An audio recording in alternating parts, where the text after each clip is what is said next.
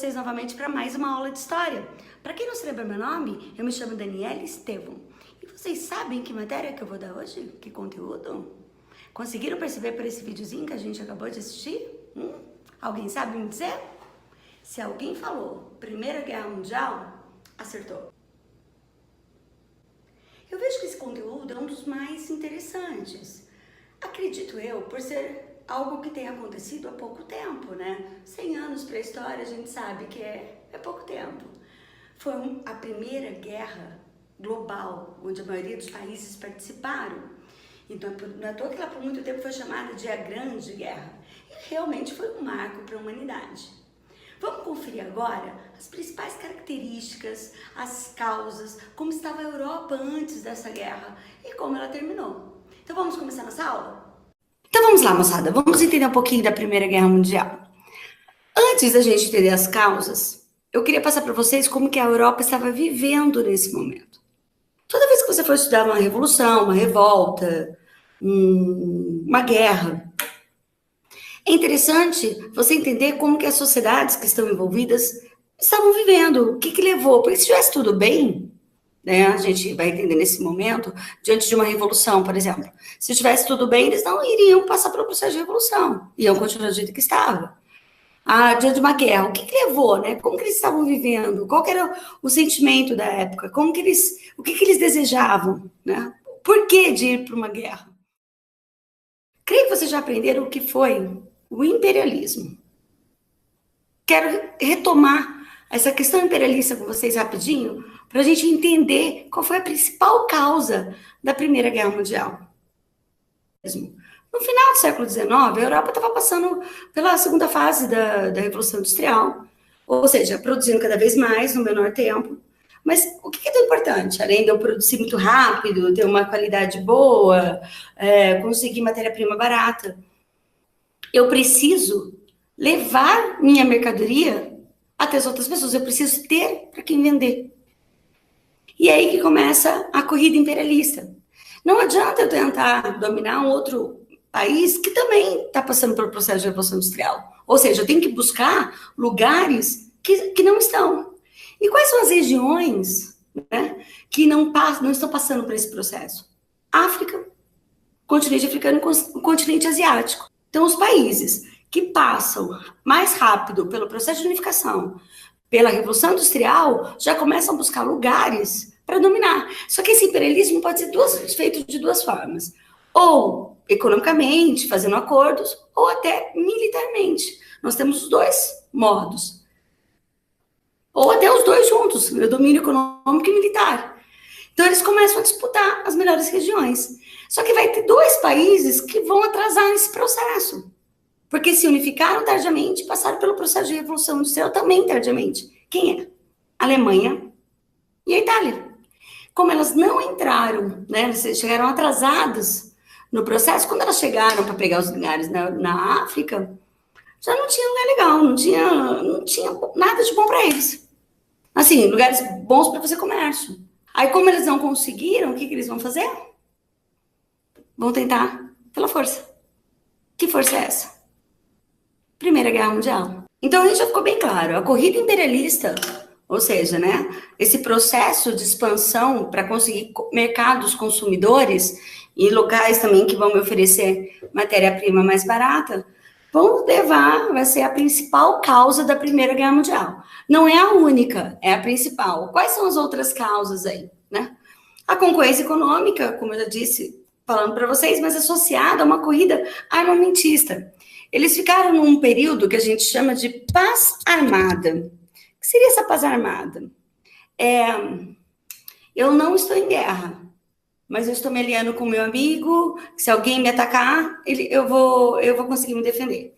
Eu não estou em guerra, não quero guerra, mas eu estou me armando, transformando minhas indústrias em indústrias bélicas. Bélicas são indústrias de armas, mas eu estou em paz. Além disso, a Europa vai estar marcada pelos nacionalismos, e quando a gente fala exacerbado, exagerado, aquela coisa da minha nação é melhor que a sua, isso é um problema, porque quando você fala que a minha nação é melhor, você está dizendo que a do outro é pior. E os outros dois grandes problemas que vão estar passando aí foi a Guerra Franco-Prussiana, que aconteceu entre a Alemanha e a França. Eles estavam disputando a região da Alsácia e Lorena, a Alemanha ficou com essa região, e os franceses não engoliram muito essa derrota. Então já estava com aquele sentimento de revanche. Aí vem a tal da paz armada, eu estou me preparando, se eles vierem para o meu lado, eu já estou armado para uma guerra. Né? E também a disputa pela Península Balcânica, que é ali a região onde fica a Grécia. Né? 3 grandes impérios estavam disputando essa região, os turcos otomanos, os russos e os austro-húngaros. Eu apresentei para vocês até agora as causas, mas a Primeira Guerra Mundial apresentou um estopim. E o estopim vai ser a morte do arquiduque Francisco Ferdinando. Quem era Francisco Ferdinando? Ele era o príncipe do Império Austro-Húngaro, que estava na capital da Bósnia, em Sarajevo, tentando anunciar a elevação política desses territórios. E quando ele sai, ele vai ser assassinado, ele sai do evento, ele vai ser assassinado por um líder, né, por um membro da facção nacionalista sérvia chamada Mão Negra, que estava descontente com a anexação da Bósnia ao Império Austro-Húngaro em 1908. Então, esse vai ser o motivo, aquela gota d'água. Havia já uma política de alianças. Então, assim, eu não quero uma guerra, mas eu estou fazendo parceria. Se acontecer alguma coisa comigo, você me protege e eu te protejo. Se alguém te atacar, eu vou te ajudar. Se alguém me atacar, você me ajuda. Mais ou menos isso. E aí que vem, a Sérvia já tinha uma política de parceria com a Romênia, com a Grécia e com a Rússia. A Áustria tinha uma parceria com a Alemanha. Então, o que vai acontecer? A Áustria não vai gostar, né? Matou o príncipe, vai declarar guerra contra a Sérvia. A Sérvia pede ajuda para a Rússia. A Rússia vai, junto com a Sérvia, declara guerra contra a Áustria. A Áustria estava de parceria com a Alemanha, que já não gosta da situação e também declara guerra contra as duas. A Rússia já tinha um acordo também com a Inglaterra e com a França, que não gostam da postura e já estão achando um pouco abusado, né, a posição alemã de querer expandir territórios e já vai contra a Alemanha. Aí a Alemanha declara guerra contra as outras duas. Já entenderam por que ela ficou mundial?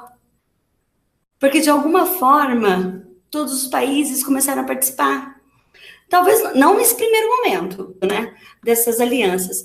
Não é à toa que os países principais, né, que vão fazer parte dessas alianças, serão chamados de Tríplice Aliança e Tríplice Entente. A Tríplice Aliança era composta pela Alemanha, Áustria-Hungria e Itália. E a Tríplice Entente pela Rússia, França e Inglaterra. Agora, eu vou apresentar para vocês algumas características, né, desse conflito. Primeiro, como eu falei, ela foi universal. Ela envolveu todos os continentes. Só que agora foi uma coisa mais pesada diante das outras guerras. Então, não vai matar só soldados, mata também a população civil. Por isso que ela se torna tão cruel. Agora, o que marca também são as novas armas com alto poder de destruição. O avião tinha sido criado pouco tempo antes, né? Em 1905, já estava sendo utilizado como arma de guerra. O submarino, que vai ser criado pelos alemães, a metralhadora, canhão de longo alcance, armas químicas, morteiros, tudo isso foi criado nesse período. A indústria bélica se desenvolveu muito na Primeira Guerra Mundial. Eu trouxe aqui para vocês algumas imagens que representam esse período, né? Os aviões, né? Eram simples, né? Não eram grande porte, mas já era utilizado para guerra. Agora vocês vão ver como que eles lançavam, gente, era incrível, ó. Precisão, ó, top. Mas era o que dava, já fazia um estrago, viu? Aí o submarino não era tão pequeno assim, não, ó, só estava a parte de cima, a gente vai ver depois que ele era bem grandinho. A gente também tem os tanques da Primeira Guerra, que eram chamados tanques Mark, e os canhões de longo alcance. A Primeira Guerra ficou dividida em 2 fases. A primeira fase foi chamada de Guerra de Movimentos, né? Fase marcada pelo avanço de todas as tropas. Ela dura só o primeiro ano, no início da guerra, em 1914. E a segunda fase, a chamada Guerra de Trincheiras. que eram chamadas de guerras sujas também, porque eles usavam qualquer recurso, moral e imoral, para vencer o inimigo. Então, o que foi essas guerras de trincheiras? Né? Os soldados ficavam ali, gente, centenas de dias entrincheirados e lutavam pela conquista de pequenos pedaços de território. Eu falo que é uma transição, a Primeira Guerra se tornou uma transição da guerra moderna para a guerra contemporânea, a guerra atual. As trincheiras eram longas valas cavadas pelos soldados para se abrigar do intenso fogo de artilharia e de metralhadoras, e lá viviam dia e a noite. Havia muitas linhas de trincheiras alemãs de um lado e muitas linhas de trincheiras aliadas do outro. Havia uma clara diferença entre as trincheiras alemãs e britânicas. No meio, estava a terra de ninguém, assim chamada porque não pertencia a nenhum dos dois exércitos. Soldados cruzavam a terra de ninguém quando eles queriam atacar o outro lado. Ao chegar no campo de batalha, o combatente recebia uma mochila e o rifle, que eram partes essenciais do kit pessoal de um soldado. Os rifles eram equipados com uma lâmina afiada no final chamada de baioneta. Os soldados se revezavam como sentinelas nos postos de vigilância. Estar de plantão era um trabalho muito importante, pois o soldado precisava estar alerta para qualquer sinal de ataque. Dormir no posto era um crime muito sério e se alguém fizesse isso, poderia ser condenado à morte ou prisão se eles fossem pegos. As tarefas da trincheira geralmente incluíam o reabastecimento e reembalagem de sacos de areia após danos causados por fogo inimigo. Soldados se viram trabalhando em condições sujas e desagradáveis, especialmente quando o tempo estava ruim. Ao contrário dos ratos domésticos, os roedores selvagens eram maiores e espalhavam doenças, tornando as trincheiras lugares horríveis e sujos para se viver. Os soldados servindo na linha de frente estavam muito longe de casa. Eles não viam suas famílias e amigos por meses a fio. Escrever e receber cartas tornou-se uma tábua de salvação para muitos soldados. E as mulheres na guerra? Os soldados que estavam na guerra precisavam de armas. E esses que estavam na guerra eram os homens que trabalhavam nas indústrias. Então, tinha que pôr alguém para trabalhar. E a mulher, nesse momento, acaba assumindo essa responsabilidade. Essa charge, até que está na nossa apostila, a gente consegue ver o papel dessa mulher nesse período. Ela vai para a indústria, ela prepara no campo, ela cuida da família, porque enquanto o marido está na guerra, ela que é obrigada a fazer isso. Em 1917, a gente vai ter uma mudança na guerra, que é a entrada dos Estados Unidos. Teve uns bombardeios de submarinos alemães contra navios americanos, mas a gente sabe que esse não é o único motivo. E era mais fácil para ele se manter tranquilo aqui e continuar vendendo as mercadorias da forma como ele estava vendendo. Só que a Rússia está passando por uma revolução bem no meio da guerra. E quando ela passa por essa revolução, ela se vê obrigada a sair do conflito. Então, havia um equilíbrio entre as duas tríplices, né? Estavam andando juntas. Não tinha ninguém que estava vencendo nesse momento. Com a saída da Rússia, a Tríplice Entente sofre um baque. E os Estados Unidos não tinha se posicionado lutando até então, mas ele tinha se posicionado vendendo. Quando ele escolhe só a Tríplice Entente para vender, ele automaticamente está se posicionando.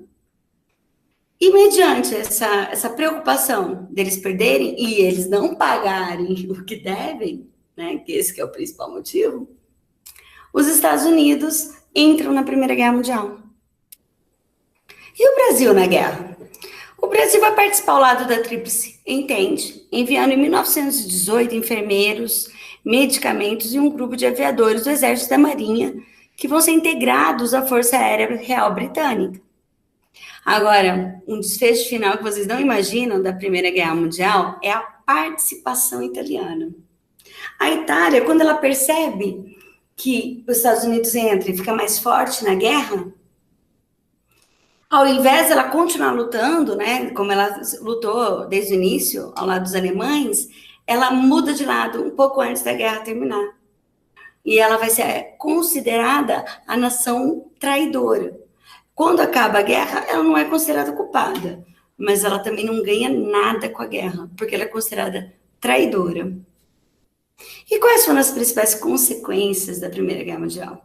Aproximadamente 10 milhões de mortos, 30 milhões de feridos, houve o desenvolvimento de vários armamentos de guerra, os Estados Unidos se fortalecem no cenário político e militar mundial, É assim, é muito comum hoje vocês pensam, a gente fala, qual que é o líder mundial? A gente sempre pensa nos Estados Unidos. Mas até então, era sempre a Inglaterra. Esse cenário muda a partir da primeira, porque os Estados Unidos, como a gente viu o papel deles, eles entram, são decisivos, acabam com a guerra, né? E eles se tornam os grandes, o grande país, né? O representante da liberdade, o poderoso, que todo mundo passa a seguir. E vem também, nesse momento, a gripe espanhola, H1N1, que vai, a princípio, aí só na Europa, deixar 25 milhões de mortos só no período da guerra. Porque a gripe espanhola chegou a 50 milhões de mortos.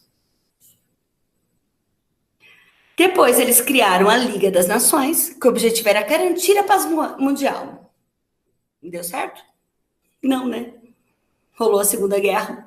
Depois eles cancelaram a Liga das Nações, porque ela foi bem ineficiente. Gerou uma crise econômica na Europa, é claro, os países estavam destruídos, arrasados pela guerra.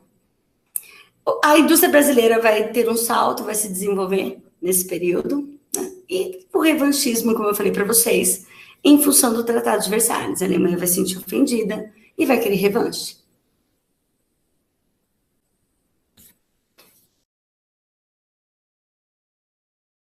Espero que vocês tenham gostado. Um beijo para vocês.